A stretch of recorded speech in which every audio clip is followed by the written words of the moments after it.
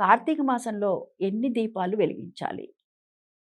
రోజు కూడా నిత్యము కూడాను మనం దీపారాధన చేసేటప్పుడు ఉదయం ఉభయ సంధ్యలంటాము. అంటే ప్రాతః సంధ్య, సాయం సంధ్య.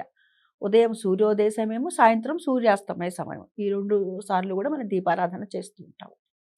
అయితే ఇప్పుడు ఇంకా ఎన్ని దీపాలు వెలిగించాలంటే 3 దీపాలు ఖచ్చితంగా అంటే 2 పూట్ల అదేవిధంగా 2 పూట్ల తులసమ్మ దగ్గర, 4 దేవాలయాల్లో.